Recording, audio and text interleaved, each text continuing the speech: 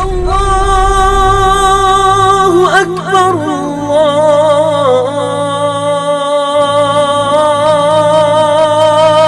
الله أكبر.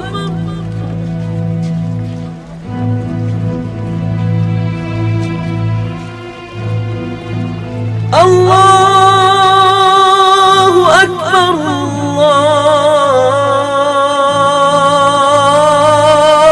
الله أكبر.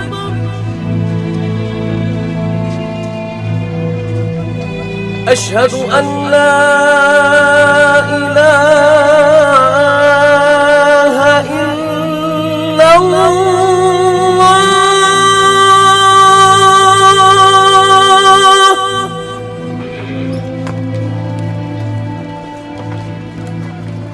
أشهد أن لا إله إلا الله.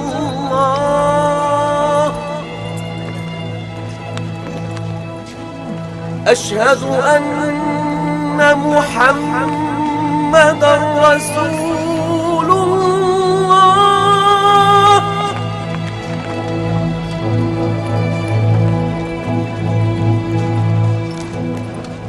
أشهد أن محمدًا رسول الله.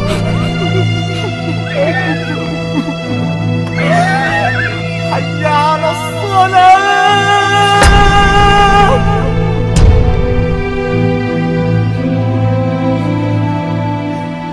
حي على الصلاة.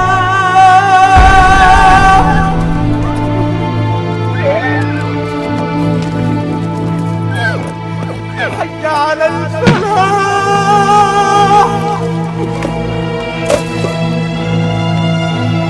حي على الفلاح.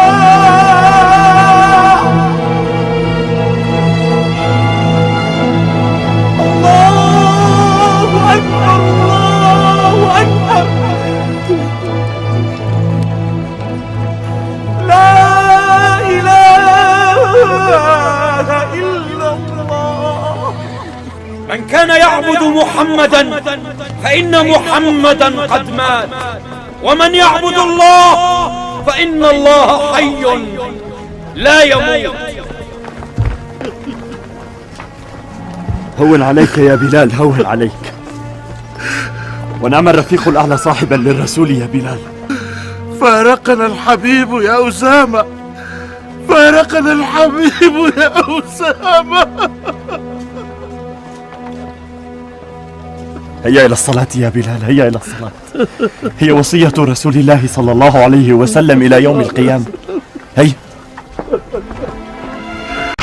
جراح الأمة الثكلى تنادي فهبوا يا بني قومي أسود.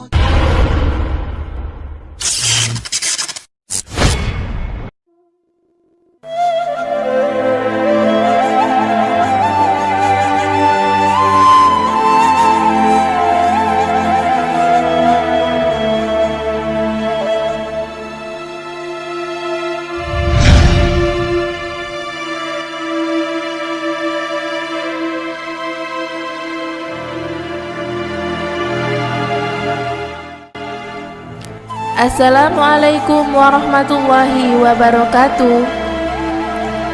5 hari menjelang wafat, Rasulullah Muhammad SAW berkhutbah menerangkan keutamaan Abu Bakar As-Siddiq dibandingkan seluruh sahabat lainnya.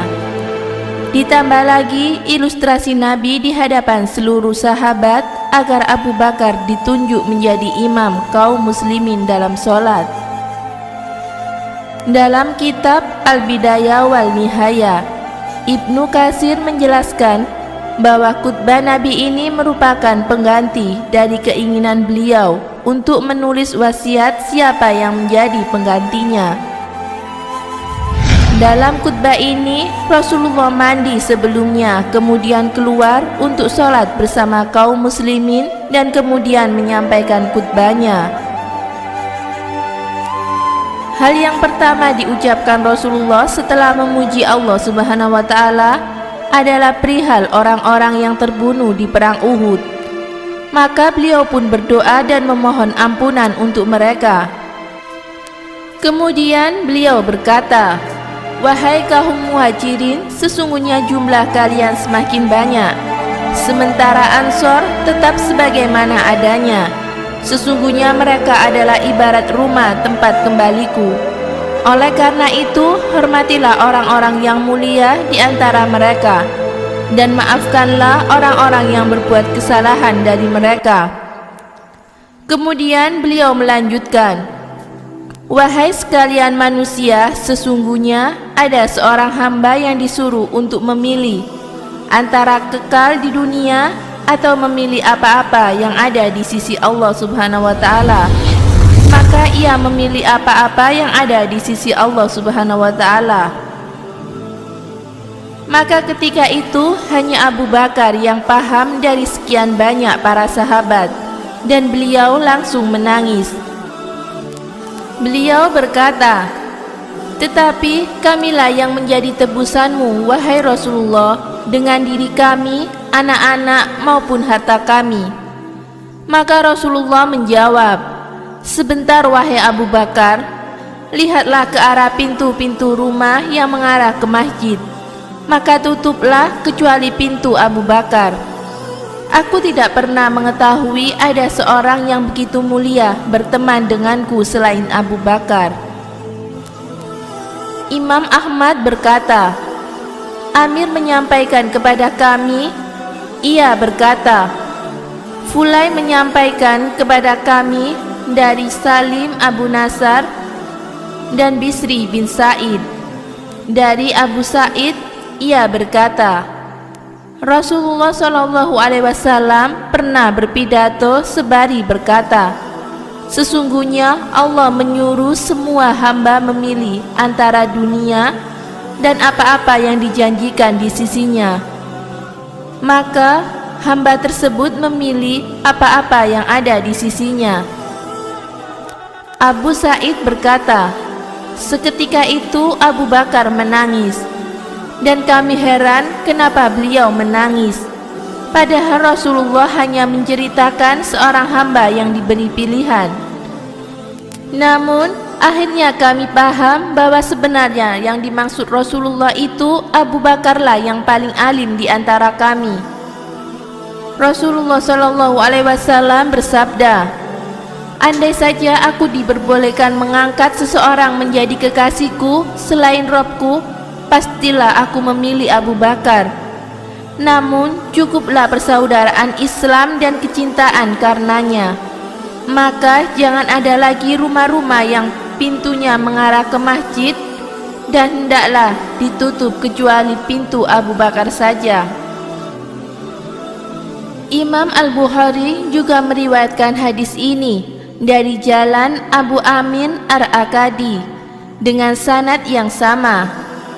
Imam Al-Bukhari meriwayatkan dari jalur Abu Rahman bin Sulaiman bin Hanzalah bin Al-Ghazi dari Ikrimah dari Ibnu Abbas bahwa Rasulullah suatu hari keluar dalam keadaan sakit dengan mengikat kain di kepalanya yang ujungnya terjuntai di antara dua bahunya. Kemudian beliau duduk di atas mimbar, kemudian menyebutkan khutbah tadi. Di antara pesan wasiat beliau agar berbuat baik terhadap kaum Ansor, hingga akhirnya Ibnu Abbas berkata, itulah majelis dan khutbah terakhir Rasulullah. Dampak dari berita wafatnya Rasulullah. Imam Ahmad berkata, telah berkata kepada kami, Bas dia berkata, telah berkata kepada kami Hamad bin Salama, dia berkata, telah berkata kepada kami Abu Imran Al-Zuwaini dari Yazid bin Babnus, ia berkata, aku pergi berserta seorang sahabatku menemui Aisyah, dan kami minta izin untuk diperbolehkan masuk. Maka ia melemparkan untuk kami bantal tempat duduk. Kemudian ia menurunkan hijab. Setelah itu sahabatku berbicara, "Wahai Ummu Mukminin, bagaimana pandangan Anda mengenai Ira?" Ia berkata, "Apa itu Ira?" Maka aku menepuk punggung kawanku. Aisyah berkata padaku, "Berhentilah, kenapa engkau menyakiti saudaramu?" Kemudian ia bertanya lagi, "Apa itu Ira?" Yaitu tempat keluarnya darah haid. Maka jawabannya adalah sebagaimana yang diterangkan oleh Allah mengenai perempuan yang datang haid. Kemudian ia melanjutkan, "Pernah Rasulullah mendekapku dan memeluk kepalaku sementara pemisah antara aku dan dirinya hanyalah sehelai kain, padahal aku sedang haid." Aisyah melanjutkan, "Kebiasaan Rasulullah juga melewati pintu rumahku, beliau pasti akan mengucapkan kata-kata yang bermanfaat untukku. Suatu hari beliau melewati rumahku, namun tidak mengatakan apapun. Kemudian beliau lewat kembali dan tidak mengatakan apapun juga. Begitulah 2 hingga 3 kali. Maka kukatakan kepada pembantuku, 'Letakkanlah bantal tempat dudukku di depan pintu.' Kemudian aku mengikat kepalaku dengan kain. Tak lama kemudian beliau pun lewat. Rasulullah berkata, 'Wahai Aisyah, ada apa denganmu?'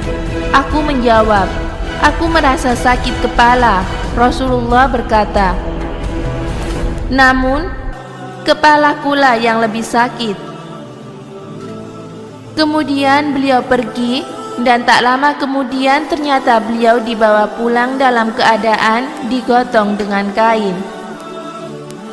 Kemudian beliau mengirim utusan dan berkata kepada para istrinya, 'Aku sedang sakit keras dan tidak dapat lagi berkeliling ke rumah-rumah kalian. Maka izinkanlah aku agar dirawat di rumah Aisyah.'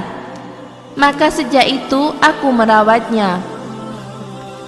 Padahal tidak pernah sebelumnya hal ini kulakukan kepada seseorang pun. Suatu ketika, tak kala kepala beliau berada di atas pangkuanku, tiba-tiba kepalanya miring ke arah kepalaku. Aku mengira beliau ingin bersandar di kepalaku. Maka keluarlah dari mulut beliau setitik ludah hingga yang mengenaiku dan membuat aku menggigil. Maka aku yakin bahwa beliau pasti dalam keadaan pingsan. Maka kututupi beliau dengan kain. Tak lama kemudian datanglah Umar bin Khattab dan Al-Mughirah bin Subah.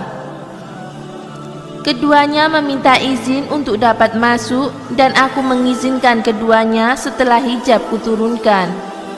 Seketika Umar memandang Rasulullah dan berkata, "Alangkah beratnya pingsan yang diderita Rasulullah." Kemudian ia berdiri. Tak kala keduanya mendekati Rasulullah, Al-Mughirah berkata, "Wahai Umar, sesungguhnya Rasulullah telah wafat. Sebab Rasulullah tidak akan mati hingga Allah membinasakan habis seluruh orang-orang munafik." Dalam riwayat itu Aisyah melanjutkan, "Setelah itu datang Abu Bakar dan mengangkat hijab sambil memandang ke arah Rasulullah dan berkata, 'Inna lillahi wa inna ilaihi raji'un.' Sesungguhnya Rasulullah telah wafat."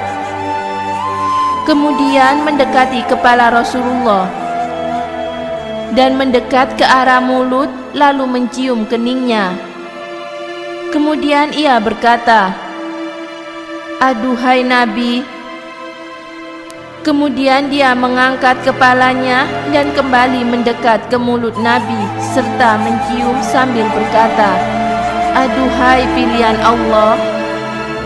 Kemudian ia kembali mengangkat kepalanya dan mendekat ke arah mulut serta mencium keningnya sambil berkata, "Aduhai kekasih Allah, Rasulullah telah wafat." Lantas ia keluar menuju masjid. Sementara Umar sedang berpidato dan berbicara di hadapan manusia serabi berkata, "Sesungguhnya Rasulullah tidak mati hingga Allah membinasakan orang-orang munafik." Kemudian Abu Bakar angkat bicara sambil memuji Allah dan membuka pembicaraan dengan membacakan ayat, "Sesungguhnya kamu akan mati dan sesungguhnya mereka akan mati pula." Az-Zumar ayat 30 hingga selesai. Kemudian membacakan ayat lainnya. Muhammad itu tidak lain hanyalah seorang rasul. Sungguh telah berlalu sebelumnya beberapa orang rasul. Apakah jika dia wafat atau dibunuh, kamu berbalik ke belakang atau murtad?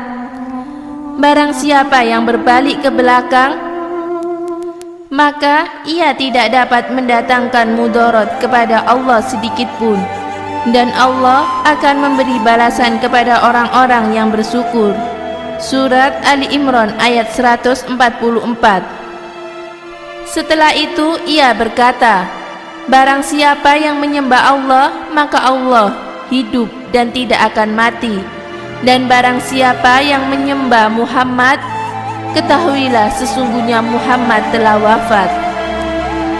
Spontan Umar berkata, apakah yang engkau bacakan tadi terdapat dalam kitabullah? Aku tidak pernah merasa bahwa ayat itu termaktub dalam kitabullah.